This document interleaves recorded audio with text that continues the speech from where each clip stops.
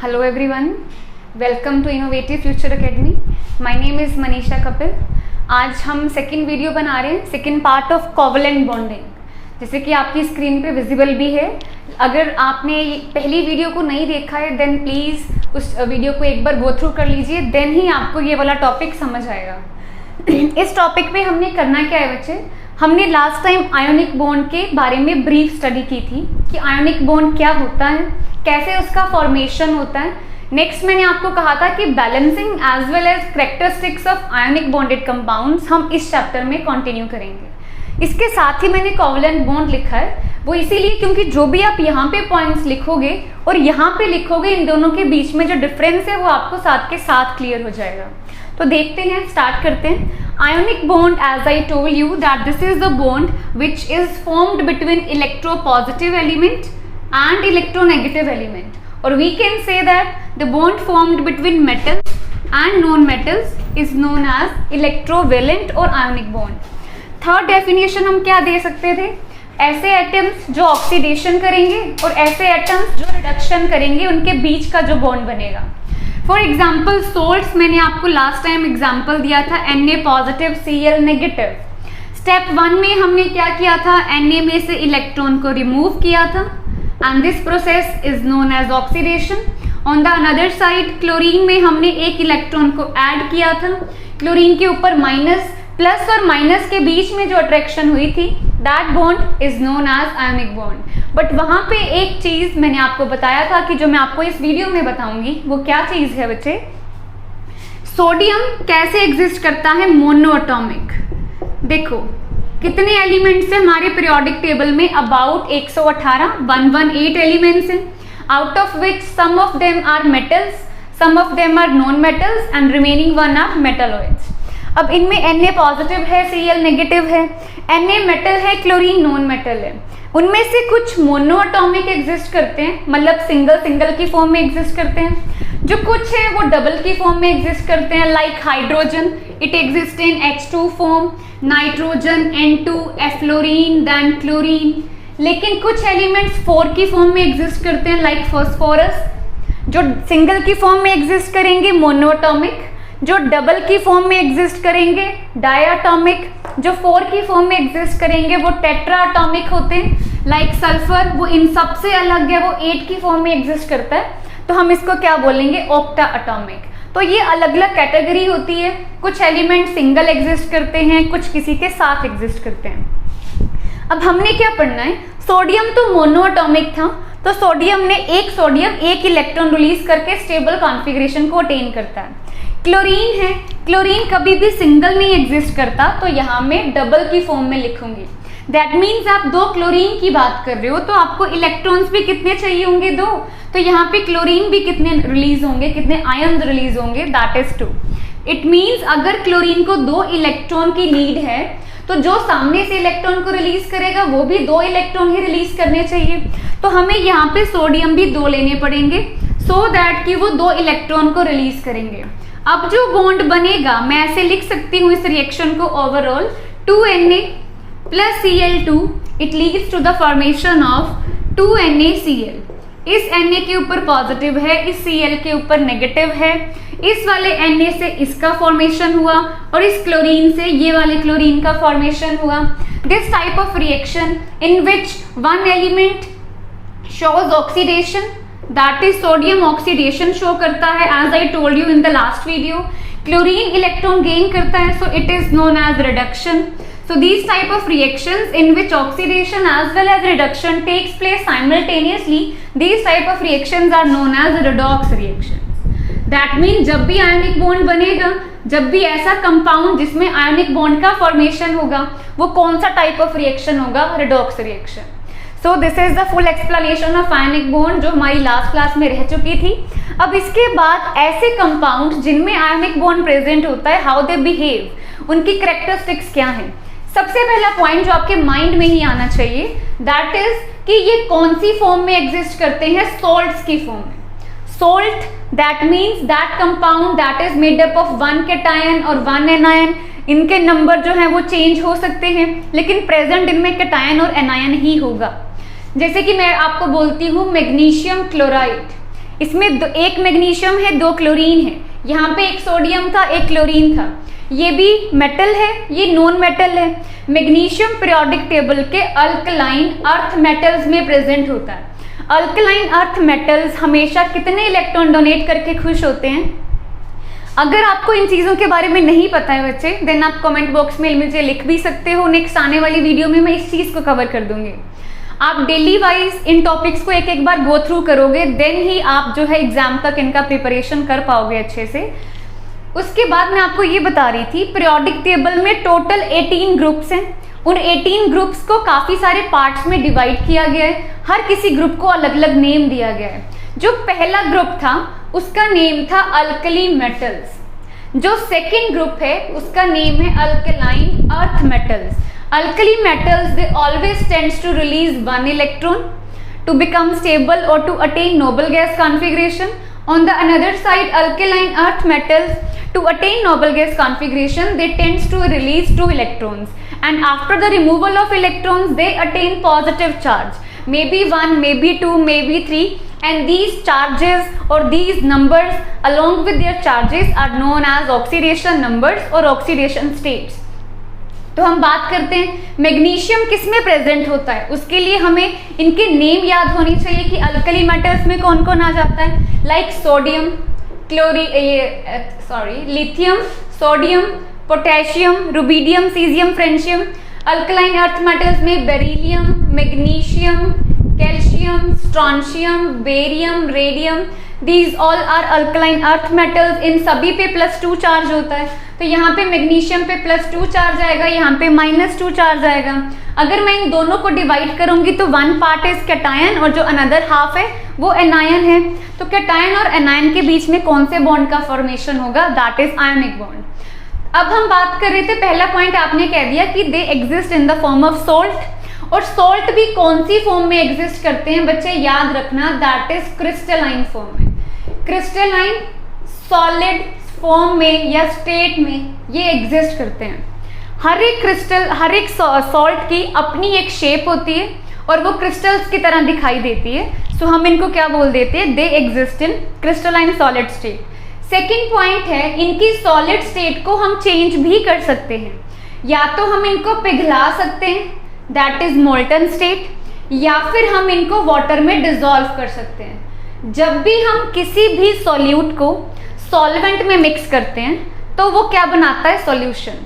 जैसे हमारे पास 3 स्टेट्स ऑफ मैटर होती है, सॉलिड, लिक्विड, गैस। एक्चुअली में तो 5 होती है। 4th one is plasma and 5th one is Bose Einstein condensate. But यहाँ पे मैं आपको एक छोटी सी स्टेट के बारे में और बताऊंगी जो हम खुद प्रिपेयर करते हैं। अगर जैसे कि मैं आपको 2 एग्जांपल्स देती हूँ, एक सिंपल लिक्विड है, कोई भी लिक्विड है, दूसरी तरफ किसी और सब्सटेंस को मैं वाटर में डिसॉल्व करती हूँ। एक चीज़ प्योर होती है, एक चीज़ इम्प्योर होती है। अगर किसी भी सॉल्यूट को, किसी भी लिक्विड या फिर सॉलिड को मैं किसी वाटर एज अ सॉल्वेंट में डिसॉल्व करती हूँ तो वो चीज़ क्या कहलाती है? एक्वस। एक्वस का मतलब है आपने किसी चीज़ को पानी में मिक्स किया है, उसको डाइल्यूट किया है, जो वो रिजल्टेंट प्रोडक्ट बनता है, that is known as aqueous solution. तो जो क्रिस्टलाइन आपके ये सोल्ट्स होते हैं, ये सॉलिड स्टेट में नेचुरली एग्जिस्ट करते हैं, but you can convert them into molten state और फ्यूज्ड स्टेट, और आप इनको कन्वर्ट कर सकते हो वाटर में डिसॉल्व करके इनटू एक्वस स्टेट। उसके बाद सेकंड पॉइंट बचे, कोई भी सब्सटेंस, अगर मैं इन सॉल्ट्स की बात कर रही हूँ, ये सॉलिड स्टेट में इलेक्ट्रिसिटी को कंडक्ट नहीं कराते। अगर आप इनको या तो मोल्टन स्टेट में या फिर एक्वस स्टेट में अगर आप इनको कन्वर्ट करते हो, देन ही ये कंडक्टिविटी शो करते हैं। क्योंकि कंडक्टिविटी शो करने के लिए हमारे पास 2 ही पैरामीटर्स होते हैं, एक तो फ्री इलेक्ट्रॉन्स होने चाहिए तभी करंट पास होगा, या फिर उस पर्टिकुलर सब्सटेंस में फ्री आयंस की मूवमेंट होनी चाहिए। अगर कोई चीज़ सॉलिड है, मतलब उनकी जो लोकेशंस है, उनकी जो पोजीशंस है वो फिक्स है, वो वाइब्रेट हो सकते हैं बट ज़्यादा मूवमेंट नहीं हो सकती, तो वहाँ पे करंट का जो पैसेज है वो नहीं हो पाता। लेकिन यहाँ पे अगर आप बोलोगे कि आपने उसको वाटर में डिसॉल्व कर दिया तो जो कैटायंस है एंड जो एनायंस है वो थोड़े से डिस्टेंट अपार्ट हो जाएंगे, थोड़ा सा उनके बीच में डिस्टेंस होगा, देन जो है उनके बीच में मूवमेंट हो सकती है, देन ही वो कनेक्टिविटी को शो कर सकते हैं। ठीक है बच्चे, ये था सेकेंड पॉइंट। थर्ड पॉइंट क्या कहोगे? जब मैंने आपको फर्स्ट डे बताया था कि टोटल 5 टाइप्स ऑफ बॉन्ड आपने पढ़ने हैं, 6 van der Waals forces of attraction, out of that ones जो आयोनिक बॉन्ड है इज द स्ट्रॉन्गेस्ट वन। अगर ये स्ट्रॉन्गेस्ट वन है तो इनके melting point as well as इनके बॉइलिंग पॉइंट क्या होंगे। अब मेल्टिंग एंड बॉइलिंग पॉइंट का मीनिंग क्या होता है? That point of temperature at which any substance starts melting, that point of temperature at which any substance starts boiling, जहां पे किसी के वेपर्स बनने स्टार्ट होते हैं, भाप स्टीम बननी स्टार्ट होती है, that is known as boiling point. जैसे कि वाटर का बॉइलिंग पॉइंट कितना है? आप नॉर्मली गैस पे पानी रखते हो, क्या वो तभी गर्म हो जाता है? नो, कुछ देर के बाद उसके वेपर्स बनने स्टार्ट होते हैं, तो वो पॉइंट ऑफ टेम्परेचर होता है boiling point. And they both directly proportional या directly depends upon the force of attraction between the molecules of a substance. अगर फोर्स ऑफ अट्रैक्शन स्ट्रॉन्ग है तो बॉइलिंग पॉइंट भी ज्यादा होगा, क्योंकि उनके बीच का जो बॉन्ड है उसको तोड़ने में ज्यादा हीट, ज्यादा एनर्जी लगेगी। तो boiling point and melting point, अगर मैं बात करती हूँ आयोनिक कंपाउंड्स का, वो रहता है हाई, क्योंकि बॉन्ड स्ट्रॉन्ग है तो एनर्जी भी ज्यादा लगेगी उनको ब्रेक डाउन करने में। Next point is very important, आपने एक टर्म सुनी होगी, that is like dissolves like. इसका मीनिंग क्या है? Like dissolves like. मैं इसको इरेज कर देती हूँ, आप चाहे तो अगर आपको इसकी पीडीएफ चाहिए तो भी आप कमेंट बॉक्स में लिख सकते हो, अदरवाइज इसको एक बार समझ लो, आपको काफी अच्छे से समझ आ जाएगा। इसके बाद अगर आप नोट्स पढ़ते हो, एनसीईआरटी बुक में से ये चैप्टर पढ़ते हो बच्चे, देन आपको बहुत अच्छे से ये टॉपिक क्लियर हो जाएगा। अब हम नेक्स्ट पॉइंट की बात कर रहे हैं, जैसे फोर्थ पॉइंट के बारे में मैं आपको एक्सप्लेन करने लगी थी। क्या लिखा है यहाँ पे? Like dissolves like. Sodium chloride +1 -1 ये किन में घुलना प्रेफर करेंगे? That is polar solvents. अब पोलर सॉल्वेंट्स क्या होते हैं? सॉल्वेंट तो वही होता है जिसमें हम किसी चीज को घोलते हैं, चाहे वो वाटर हो, चाहे वो कोई भी सॉल्वेंट हो, कोई भी कंपाउंड हो। NaCl के ऊपर +- है, तो ये उन्हीं में घुलेंगे जिनके ऊपर +- होगा। फॉर एग्जाम्पल वाटर को मैं क्या बोलूंगी कि ये पोलर सॉल्वेंट है। Why so? Now what is the difference between polar and non polar? बच्चे, पोलर का मीनिंग होता है डिस्ट्रीब्यूशन ऑफ चार्जेस। अगर ये दो मैंने एटम्स लिखे हैं या दो एलिमेंट्स लिखे हैं सेम और डिफरेंट, जैसे मैं आपको विद एग्जांपल एक्सप्लेन करती हूँ। यहाँ पे मैंने लिखा HH, यहाँ पे लिखा मैंने H और O। आई थिंक आपने ये टर्म सुनी होगी, electronegativity. What is the meaning of electronegativity? That means the power of any substance to attract electron towards itself. Stable होने के लिए कुछ एटम्स अपनी तरफ इलेक्ट्रॉन्स को अट्रैक्ट करते हैं, तो वो अट्रैक्शन के पावर के बेसिस पे हम उनके ऊपर चार्ज को असाइन करते हैं। कोई भी एटम जो इलेक्ट्रोनेगेटिव होता है उसके ऊपर माइनस चार्ज आता है, और दूसरी तरफ कोई भी एटम जो इलेक्ट्रॉन को डोनेट करके खुश होता है, जो इलेक्ट्रॉन को अट्रैक्ट नहीं करता, उसको हम पॉजिटिव चार्ज से डिनोट करते हैं या उसको इलेक्ट्रोपॉजिटिव बोलते हैं। जैसे H और H ये दोनों सेम हैं। आप वो गेम खेलते हो टग ऑफ वॉर, उस गेम में दोनों तरफ से बच्चे जो हैं वो रस्सी को खींच रहे होते हैं, जिसकी पावर ज्यादा होती है वो रस्सी उनकी तरफ चली जाती है। अब ये दोनों तो सेम है, तो इनमें जो बॉन्ड है, इनमें जो रोप है, उसको कोई भी नहीं खींच पाएगा, तो दोनों बराबर ही रहेंगी। दैट मीन्स दोनों के ऊपर 0 चार्ज है। लेकिन H and O, that is hydrogen and oxygen, out of these two hydrogen is also a non metal and oxygen is also a non-metal, but out of these two which one is more electronegative or which one has the more capability to attract electron towards itself? Then we will say oxygen. Out of 118 elements, about 6 to 7 elements are there, or we can say 6 to 7 non-metals are there which show more non-metallic character, or we can say which are more electronegative in nature as compared to others. For instance, fluorine, chlorine, bromine, iodine, nitrogen, oxygen and sulfur. These are more electronegative as compared to the another, you can say 100 के आसपास जो भी आपके बाकी elements हैं। ठीक है, तो H और O में मैंने इसमें H का नाम नहीं लिखा है, लेकिन मैंने O का नाम लिखा है। हाइड्रोजन और ऑक्सीजन में इलेक्ट्रॉन को अपने पास कौन ज्यादा अट्रैक्ट करता है? ऑक्सीजन। तो मैंने लिख दिया कि इसके ऊपर पार्शियल माइनस चार्ज है। H के ऊपर मैं लिखूंगी पार्शियल पॉजिटिव है। पार्शियल का मीनिंग क्या होता है बच्चे, जब मैं आपको कोवलेंट बॉन्ड कराऊंगी तब उसमें एक्सप्लेन करूंगी।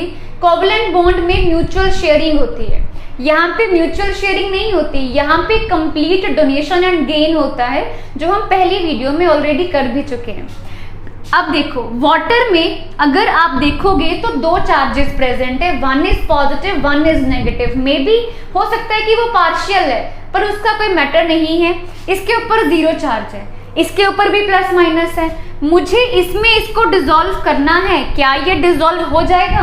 देन आप कहोगे यस मैम ये डिसॉल्व हो जाएगा। जैसे कि आपने यहाँ पे एक लाइन लिखी है लाइक डिसॉल्व्स लाइक। अगर ये पोलर है, इसके ऊपर प्लस माइनस है, तो ये उन्हीं में घुलना चाहेंगे जिनके ऊपर प्लस माइनस है। So we can say like dissolves like, या you can say ionic bonded compounds are more soluble in the polar solvents as compared to the another you can say non-polar solvents। तो H और O में क्योंकि इनके ऊपर plus minus है, इसका minus इसके प्लस से अट्रैक्ट हो जाएगा, इसका प्लस इसके माइनस से अट्रैक्ट हो जाएगा और इनके बीच का जो बॉन्ड है वो ब्रेक डाउन हो जाएगा। तो ऐसे ये डिसॉल्व हो जाते हैं आपके सॉल्वेंट्स में। ये कुछ इंपॉर्टेंट पॉइंट्स थे, ये इंपॉर्टेंट प्रॉपर्टीज थी बच्चे आयोनिक बॉन्डेड कंपाउंड्स की। यहाँ पे आपका आयोनिक बॉन्डेड कंपाउंड जो है वो कंप्लीट भी होता है। एक मैं आपको कंडीशन बताना चाहूंगी, जैसे हमने लास्ट टाइम, पहले इसको नोट डाउन कर लो देन मैं इसको इरेज कर दूंगी।